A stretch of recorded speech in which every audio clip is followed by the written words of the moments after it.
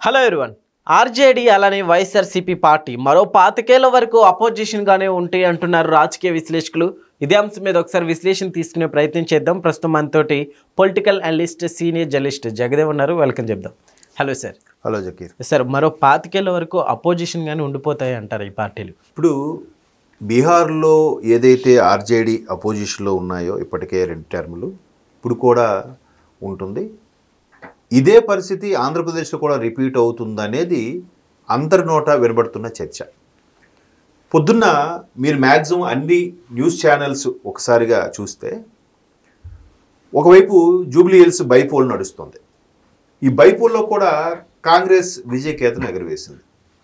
దానికి బీఆర్ఎస్ వాళ్ళు ఇచ్చిన కౌంటర్ ఏంటంటే, ఇంతమంది మంత్రులు, ప్రభుత్వం, పోలీసులు అందరూ పనిచేశారు కాబట్టి నైతికంగా గెలుపు నాదే, మీరు ఏదో గెలిచారు కానీ అన్నట్టుగా మాగంటి సునీత గారు ఒక స్టేట్మెంట్ ఇచ్చారు.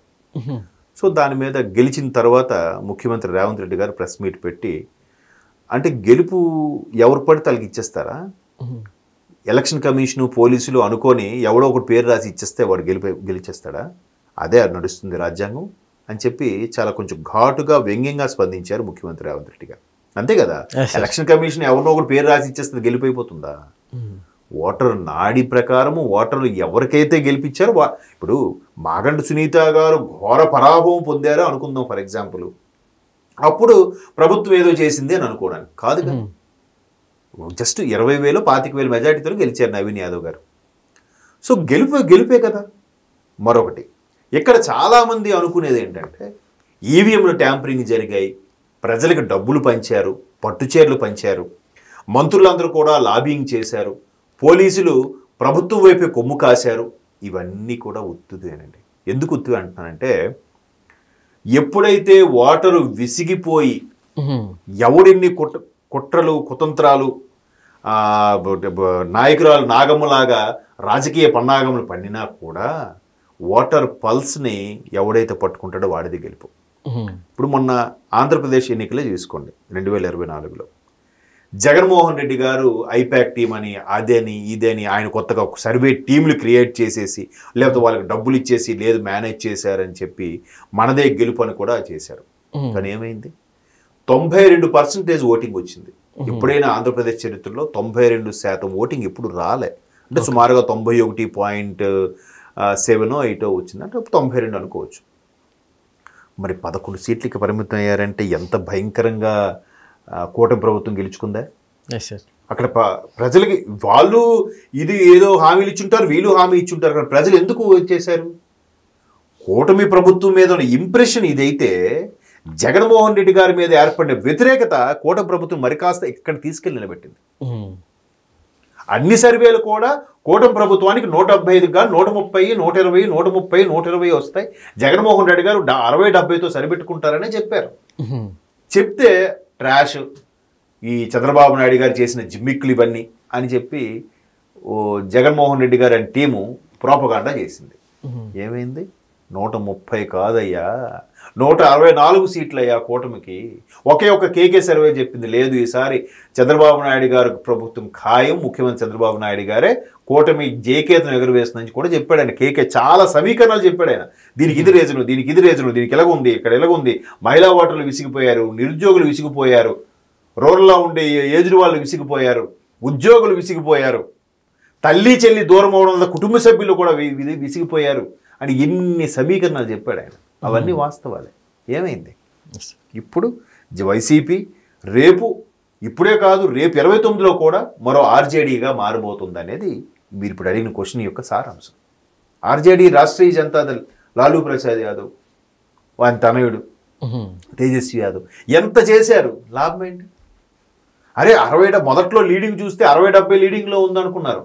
కానీ 30 లోపలే పరిమితం అయిపోతుందే పరిస్థితి. 30 డిజిట్స్ లోపలే ఆర్జేడీ. ఒకవైపు జనసురాజ్ పార్టీ జేఎస్పీ, అంటే ఇక్కడ మనకి జనసేన పార్టీ జేఎస్పీ, అంటే అక్కడ జనసురాజ్ ఎవరు?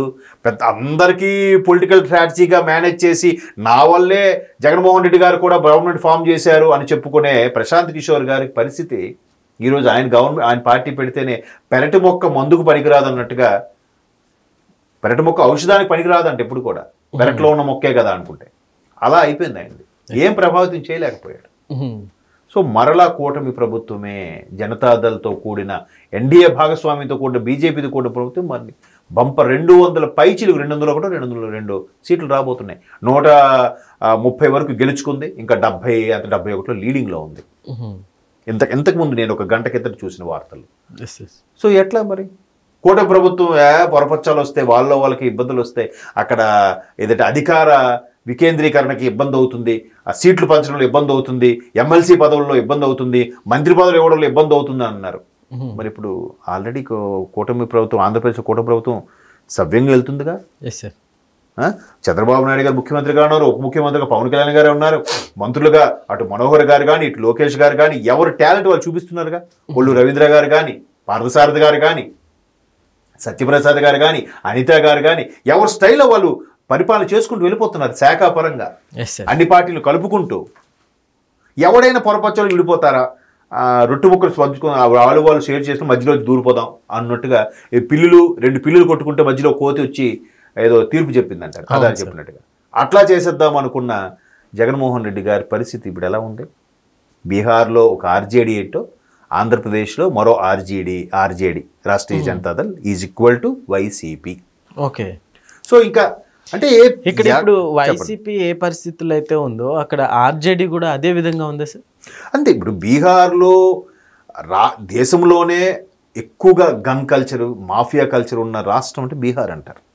వరస్ట్ మన దగ్గర మాట్లాడుకుంటుంది బీహార్లో చాలా దారుణంగా ఉంటుంది, అంతా వాళ్ళు ఎడ్యుకేషన్ అది తక్కువ ఉంటుంది, బాగా ఈ పరంగా ఉంటుంది, డబ్బున్నోడిదే రాజ్యం, ఐపీఎస్ లాంటి వాళ్ళని కూడా మర్డర్ చేసిన సందర్భాలు ఉన్నాయి.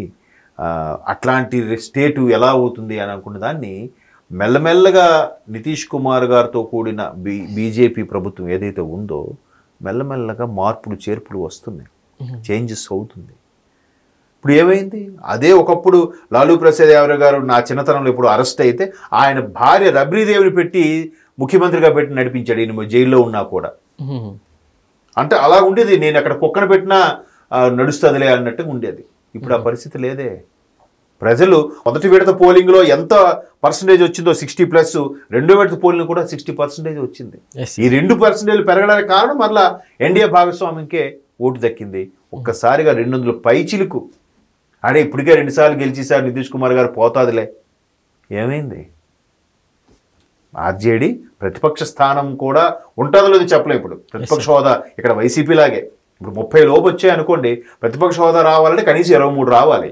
23 వరకు వస్తే పర్వాలేదు, 234 ఎన్ని సీట్లు ఉన్నాయి కాబట్టి. అంతేనా? 10% 23 సీట్లు 24 సీట్లు రావాలి, వస్తే ప్రతిపక్ష హోదా ఉంటుంది, లేకపోతే అది కూడా ప్రతిపక్ష హోదా ఉండదు. పైగా దానికి సపోర్ట్ ఇండియా కూటమి, కాంగ్రెస్ కూటమి. ఏమైంది ఈరోజు పరిస్థితి? కాంగ్రెస్ పరిస్థితి ఇక బిగ్గెస్ట్ క్వశ్చన్ మార్క్ నేషనల్లో చూస్తే, ఉత్తరాది రాష్ట్రాల్లో చూసినా కూడా. సో ఇక్కడ అందుకే చెప్పాను RJD is equal to YCP. Okay sir, thank you.